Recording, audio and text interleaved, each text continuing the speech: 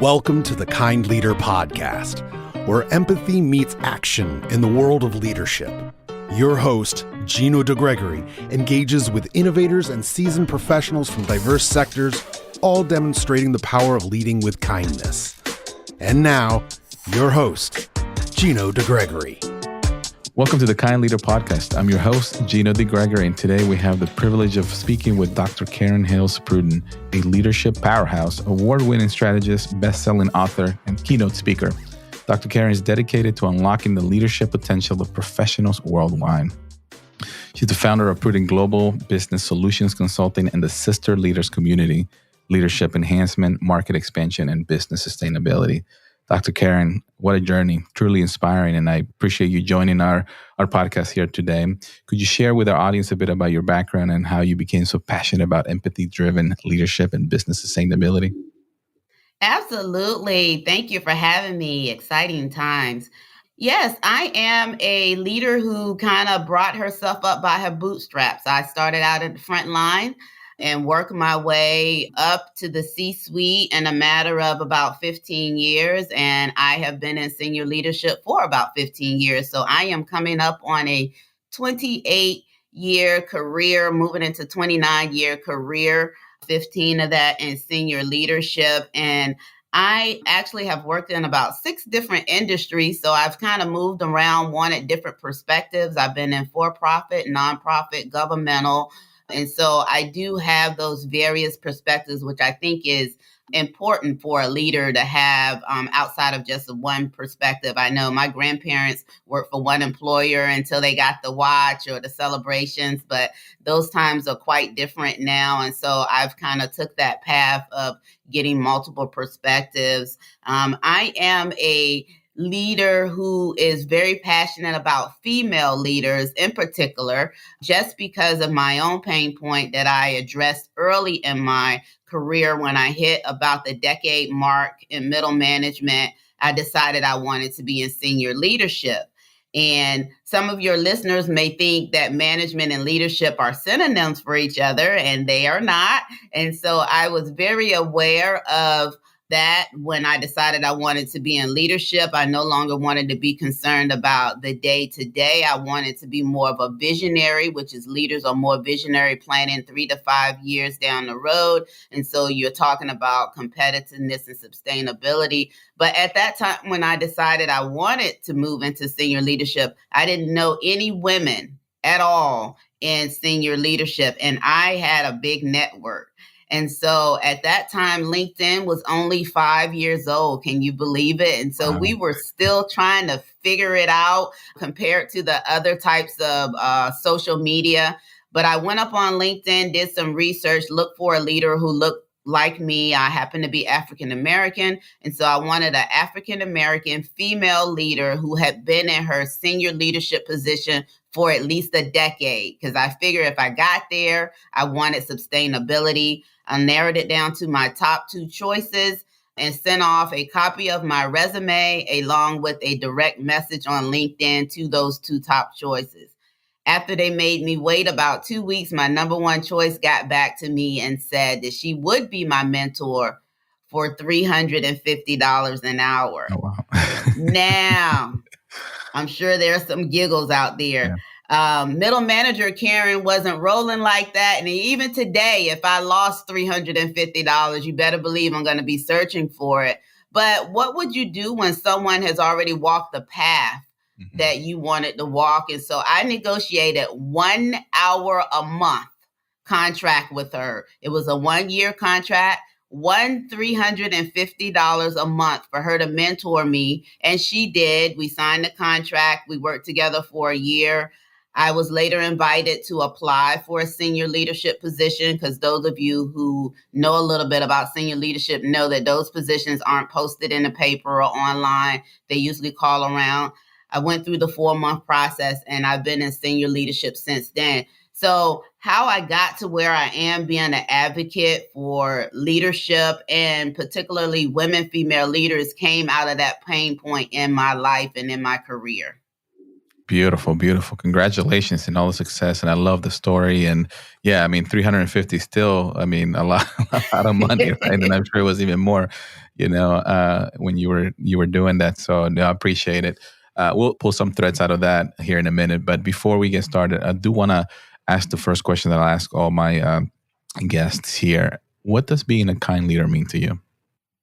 Oh, I love that question. Love that question. So, being a kind leader to me is definitely being a situational leader where you are concerned about what is going on in the environment at the time that you are leading. You can't be so driven on goals and tasks that you aren't aware of the mental and emotional state. You aren't aware of the cultural state of the people that you lead. And it has to do with all mannerisms, the way that you talk, the timing of the talks, the form of communication, the choice of words, the individuals that you know about the audience that you're speaking to. And so a kind leader is someone who is mindful, just a mindful of their influence and impact on the individuals that they are leading and that they are communicating with. Beautiful. Well said. So I agreed with everything you said. And one of the things that really caught my attention is I'm curious, you mentioned goals, right? That like goals driven. I mean, we all have goals. We all have numbers to work towards or career progressions, as you were saying, beyond middle management. I'm curious on your experience moving up that ladder and who that you could remember, you don't have to call him by name, but that it was in your path that was a kind leader that kind of understood you and helped you navigate up the ladder, essentially. Yeah, absolutely. So, who comes to mind, ironically, first is one of the hardest leaders I had. And I was shocked that name even comes to mind. I had a leader that I operated under for about 12 years. So, very consistent relationship, a lot of time to get to know one another on both ends. Very tough, though. Very tough in terms of accountability, didn't allow excuses or just was more no nonsense when it came to not getting things done. And reason why I thought of her in terms of a kind leader is because on the other spectrum of her being someone who was kind of get it done, no excuses. She had a compassionate side in terms of when she communicated, how she communicated with you, being aware of what you were going through at that particular time. If you had a staffing issue or budgetary issues or lack of resources, even her directives were very in tune to what you were operating with when she gave those directives. I understand you're understaffed, but this is that type of communication. And so when I think about that leader, I learned a lot under her because we worked together over a decade, but I also learned that you can hold people accountable as a kind leader. And I think some people confuse the word kind leadership with the fact that you don't hold your people accountable. And so I really adopted a lot of her interpersonal skills in terms of that, because I did learn from her that being kind, compassionate, considerate of your staff, your culture, and what they're going through does not mean that you aren't getting things done. Beautiful. Well said. And that's the mission here, right? Sharing that kind leadership together, right? It's not just someone who's not nice and is only worried about numbers, right? It's really about compassion, understanding, but also accountability is huge. So it's funny, as I was, asking the question, that person popped up and it helped you, right? It shaped you, I believe, from Absolutely. like this person does want to get things done, but at the same time, she does care about me and my career in a way that, because if you have everything you need to be successful, you're going to do the job. You're going to be accountable, right? And I would imagine she also worked on getting barriers away from people to make sure that they're executing the work, correct? Absolutely. Absolutely. And it was two-way. It was, I need you to tell me what you need, and then after you tell me what you need, I will work on providing you, or at least telling you why I can or cannot provide what you're asking for. Beautiful. That's correct. So going into the empathy-driven leadership, right? It's very kind of ties very well with this kind leadership thought and mentality and framework that we're discussing here in the podcast. But empathy-driven leadership from your perspective, is that something that you learn? Is that something that you already have? I'm just curious on from like our audience listening. I know the definition of empathy and caring and all that stuff, but I'm just curious on your perspective on that. I think it can be a little bit of both. I think that you learn it for me, someone who has a very extensive business tenure, you kind of learn that if you aren't empathetic, if you aren't compassionate, if you don't consider your people and what's going on with them, if you don't put yourself in their place sometimes to, kind of figure out, can they get certain things done, that things won't get done because things can come to a whole halt depending on what's going on in your work environment. And so that's part of a learned experience as a leader. When you move from supervisor to manager to leader, you learn throughout your career that absent considering your workforce and what they're going through and how you communicate with them and how it's received and how you influence and impact them, it affects productivity. It affects the type of productivity you get as opposed to someone going the extra mile, as opposed to someone doing the minimum. It also affects your workforce in terms of one individual who is unhappy can become 3 or 5 or 10 if the workforce and the work environment is not one that you consider what's going on with people and how you communicate with them and what they're going through. I also believe that it is not only something that you learn as you go through, but also something that is innate feeling for some of us.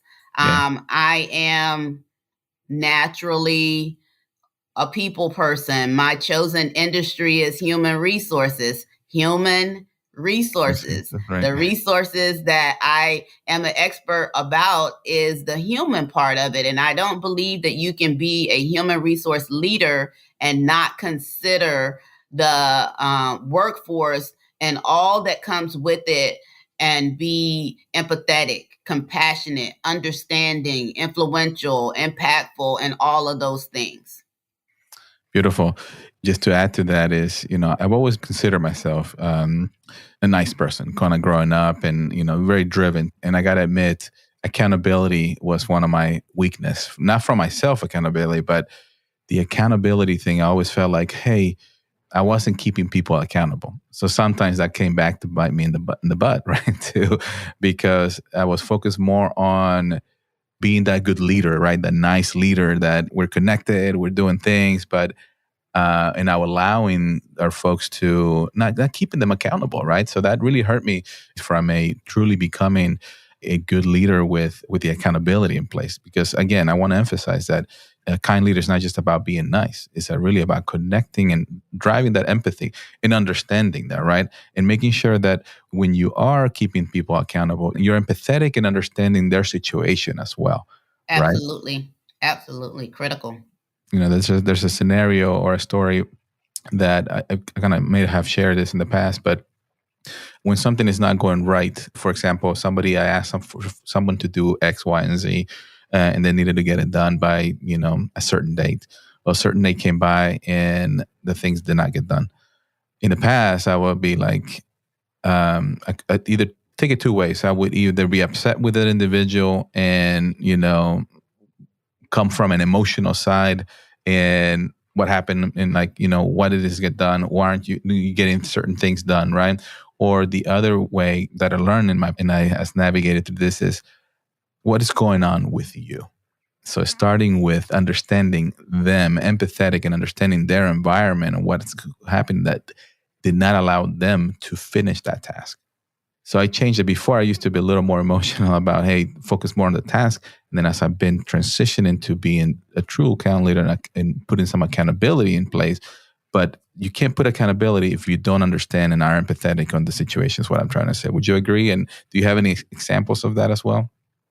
Absolutely. I do have some examples, and one that comes to mind, trying to figure out how to give the Cliff's Notes version. I, as a kind leader, I had a employee who was not performing.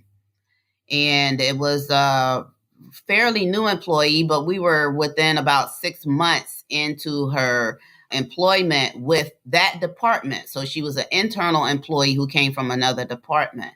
And so I realized that the employee was not going to make it in that position. Sometimes people apply for jobs and they think that it is one thing until they get into it and realize that it is something else, and their competencies don't match what that job requires. And so as I consider myself to be a kind and compassionate leader, when we were having performance conversations, I kind of let on to her that, hey, just want to be, upfront.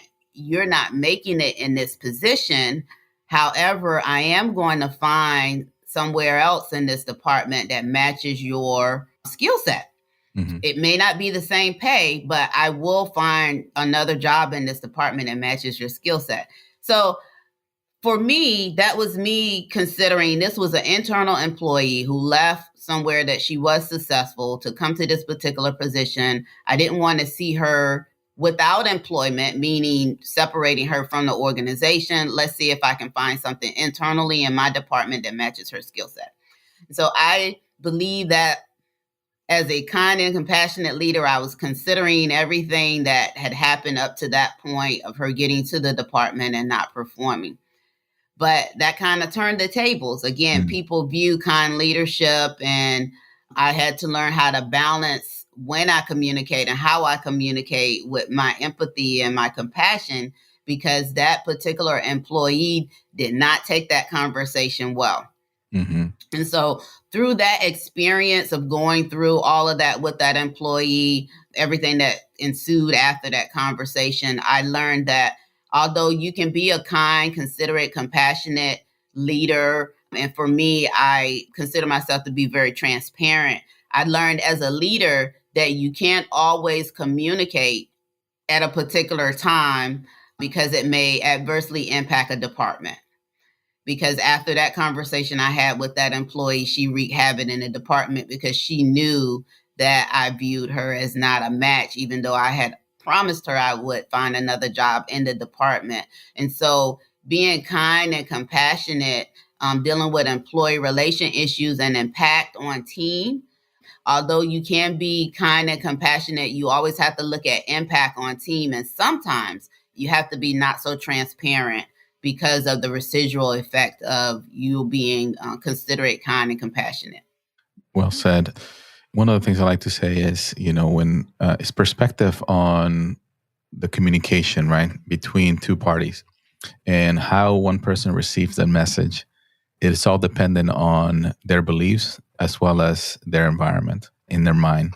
So if in their world is the world is against me mentality, they're always going to see that any message that comes in is going to be the world is against me.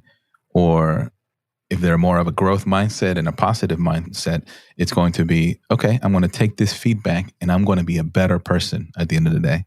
And that is the challenge as a kind leader, I think I find, is like, what is the mindset and the state of mind of the other person receiving the message, right? Mm-hmm. That makes it difficult. I won't say difficult. It creates an opportunity for us as leaders to truly navigate through that. And I think that is what makes a good leader, a kind leader, amazing, because understanding the other side and where they're coming from, putting yourself in their shoes and how they're going to receive this message is critical. Absolutely. I mean, I had a situation that happened to me personally, and I was on the receiving end of it. I had a boss who told me she was going to send me to a spelling class. So I'm at the leadership level, senior leadership level, and I have multiple degrees, all kinds of letters behind my name. And so when she said that, it was in person, and I'm like, what is she talking about? And so when you say how an employee takes things, she showed me a number of emails that I wrote that had one misspelled word in it. It was not a whole lot, but maybe like 2 or 3. And what I learned from that experience and how I kind of troubleshot what she was saying to me is that I cannot write long emails on my telephone. Because I cannot properly see all that I'm writing on the screen on the telephone. And so because she told me that she was going to send me to a spelling class, I later found out she really had no intention on sending me to a spelling class. She wanted me to pay attention to my emails.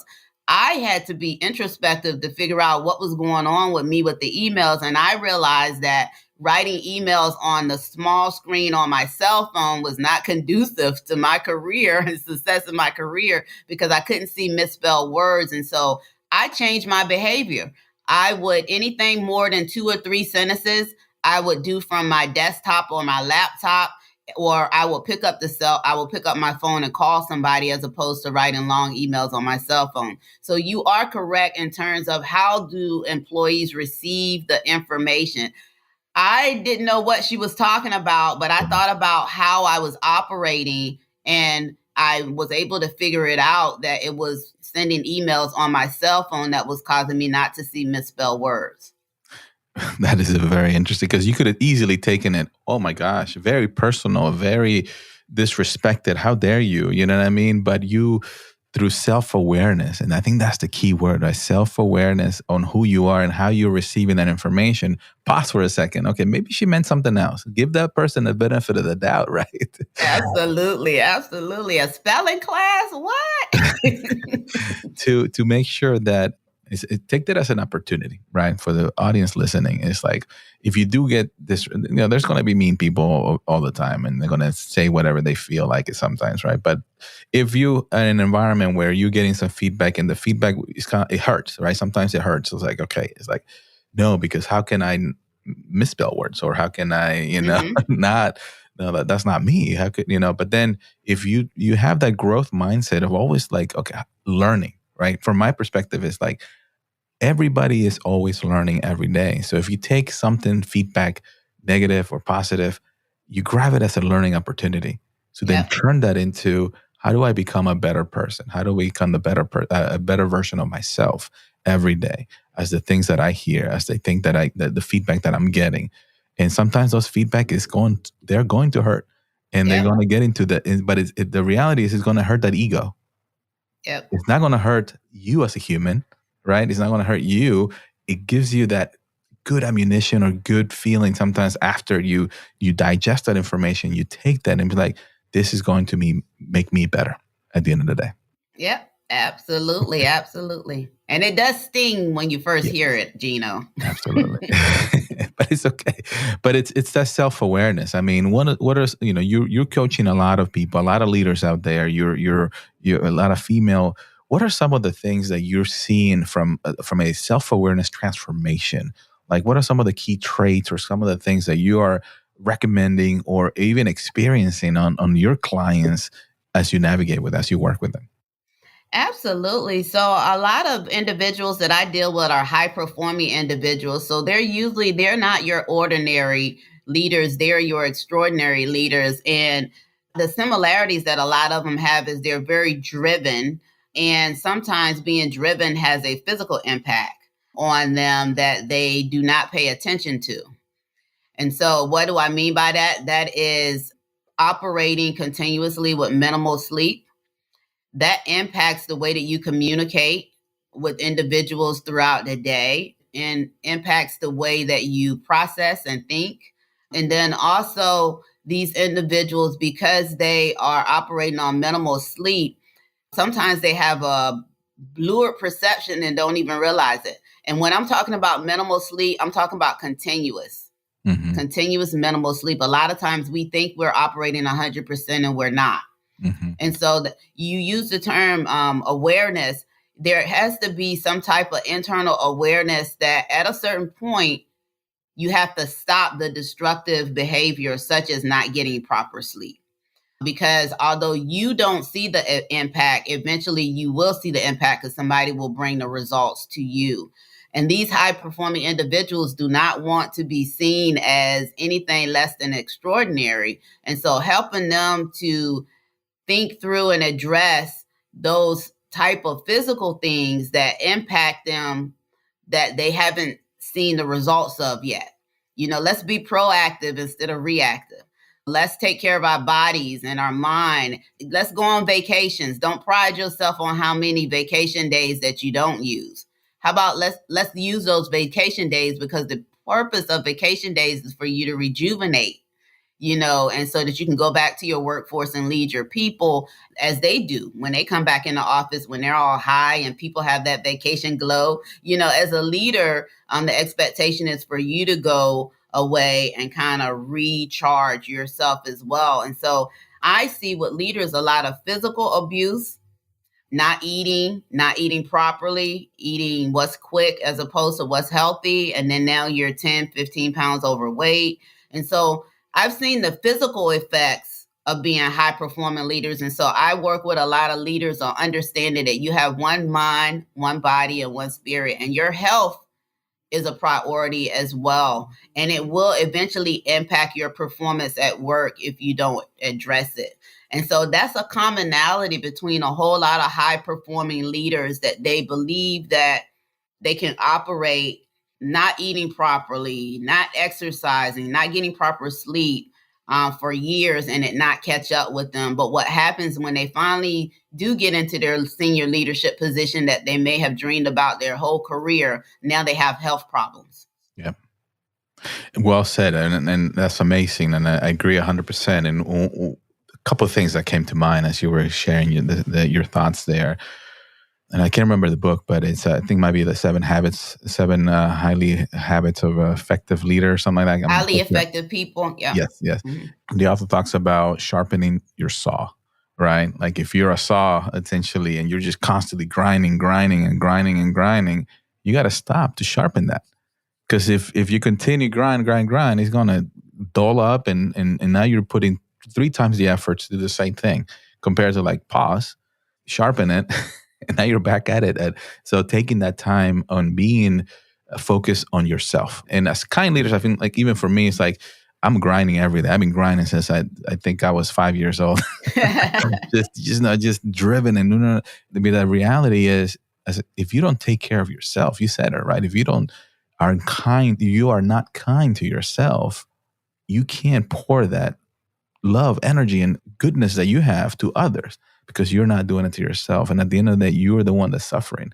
You're the one that's going to have all the health complications. You're going to have that mindset of depression, of anxiety, that is really taking a toll in your body, your spirit, and your soul even, right? So we were all brought here to experience this world in our own ways. Why not have a great time? But you have to take care of yourself. And that's been a challenge for me, speaking as an entrepreneur myself, and always focusing on the business, on the driving, like that, took a toll on my family and my personal health, right? That everything will be there. Everything happens at the right time, right? Yeah. Everything, as long as you are focused, dedicated, and taking care of yourself, the world will unfold in front of you. Absolutely.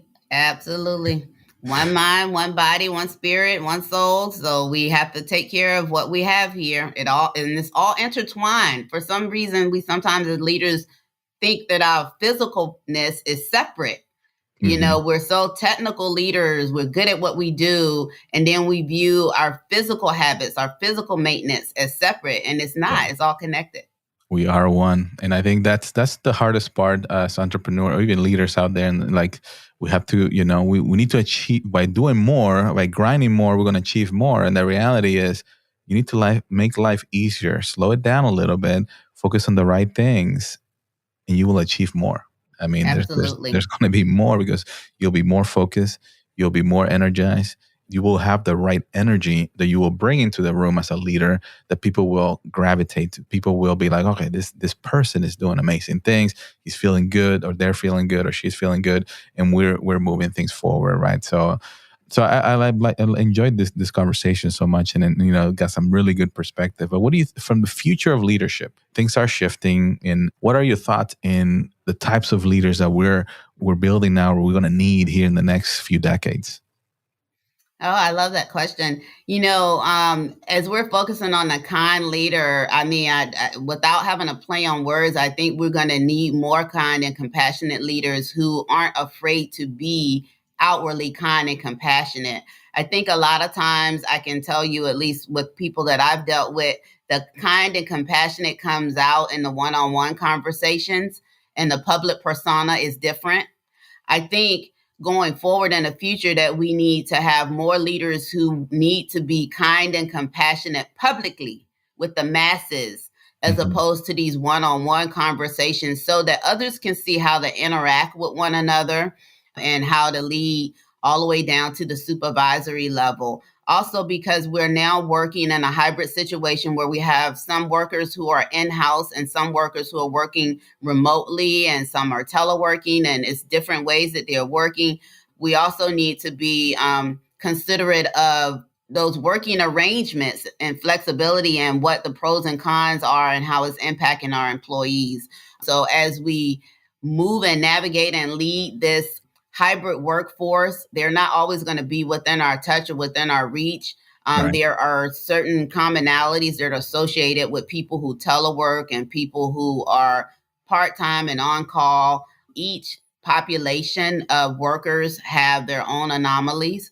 And as a leader, we have to be mindful and aware and make sure that we have resources that address this type of hybrid workforce that we are all dealing with now. It's never going to go back to everybody in-house. I don't care what you heard. It's never going to go back to that. We have to figure out how to navigate, how to communicate, how to hold people accountable based on all of these working situations. And it's no way that you can be successful without being kind, compassionate, considerate, and very situational in dealing with these type of employees. Yeah, and the word that keep popping up in my head is intentional, right? Like really intentional. You, as an organization, whether it's government, whether it's commercial and private sector, I mean, the leaders have to be intentional on what the expectation is and how we can, as a kind leader, right? What do we need to incorporate it and support our people at the same time, with the accountability that these people need to deliver as well, right? We have a mission, we have business to run, a mission to drive here in the government. And as long as we are hitting those accountability and delivering value every day from our employees, I think we can do anything. We can Absolutely. So have a great team. So no, great, well said. And I'm excited for the future leaders, especially the kind leaders. And we're doing our part, having some of these conversations and communicating and allowing people to yes, I can build, a $1 billion organization being kind, right? As a kind leader, I can drive some agency or something with that same mentality too, right? It's not just about money. Sometimes it's about also making an impact in people's lives as an organization, as an agency, as a private entity. So that's my philosophy. And I really enjoyed kind of having these discussions and making that awareness, right, for folks to understand that this is doable. You can achieve this, and you can do it right, having the right tools. Absolutely. I totally concur. Thank you. All right. So we'll go into our rapid fire leadership insight. So I got 3 quick questions for you. So one is, one book every leader should read. Who Moved My Cheese? Change is inevitable. And so it talks about change management, the impact on, your workforce and other considerations that you need to have. So definitely Who Moved My Cheese. Beautiful. Your go-to activity for stress relief. Pause. There is power in the pause. And I said I was going to write a book that talks about there is power in the pause. There are times where I just sit and reflect. And for me, when I'm in a stressful situation and a lot of things are usually coming at me, it is where I get my most responsive and accurate answers come when I just pause for a minute and kind of churn out all the noise. And so pausing for me during stressful situations, and I'm not talking about for hours, but just kind of drowning out the noise so that you can think clearly about what you're dealing with, has been very helpful in stressful situations for me. Beautiful. Well said. I like that. Everybody needs that pause. A leadership mantra or quote you live by. No excuses, make it happen. So that is my mantra. There's a lot that can be packed into that. But at the end of the day, we all have goals that we're trying to achieve, and we still need to achieve those goals. How many dead bodies you leave in the road while you're achieving those goals is a whole different thing. And I prefer to achieve the goals with my workforce intact, within the resources that I have and within budget. But we will achieve the goal. And so no excuses mean find a way. and find a way that is conducive to everyone being healthy at the end and making it all the way through the journey of completion of the goals. And so no excuses, make it happen. I love it. I love it. That's a great, great mantra. If you could have coffee with anyone alive or no longer with us, who would it be and why? Coffee. I think Princess Diana. I have a fondness for women leaders, and I consider her to be a woman leader. But I also have an affinity for women leaders who deal with a lot of pressure publicly and do it gracefully.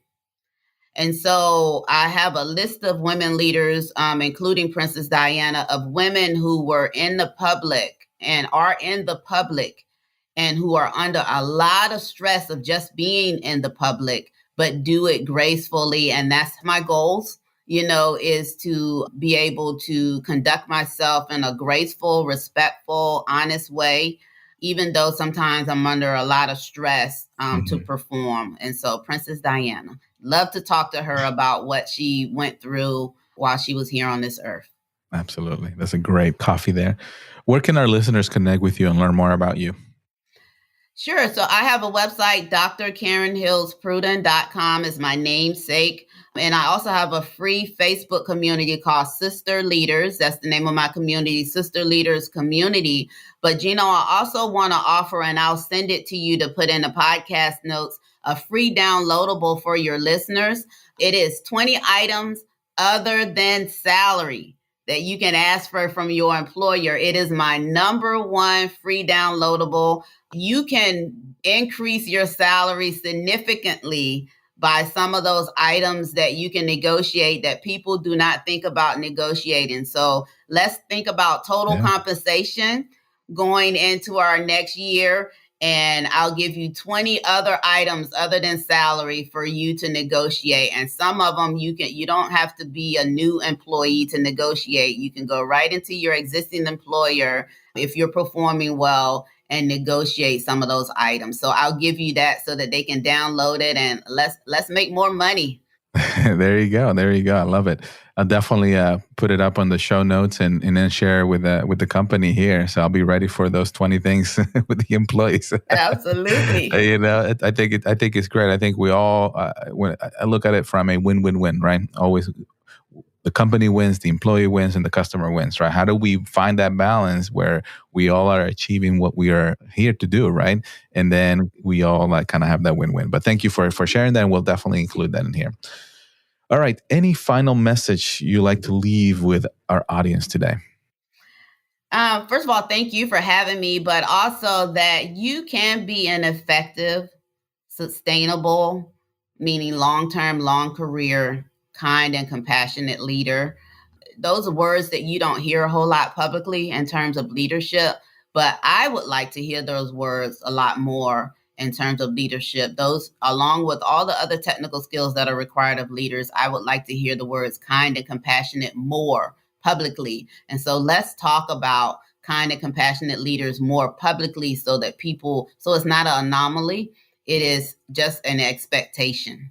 Absolutely. And that's what we're here. We're pushing. We're setting the example and sharing the word out there. And as people continue to listen, and we're going to be changing things one person at a time. So so thank you for those final words. And so Dr. Karen, thank you so much for sharing your wisdom and experiences with us today. And to our audience, thank you for listening to the Kind Leader Podcast. Remember, be kind, bring value, rise together. Have an amazing day, everybody. Bye.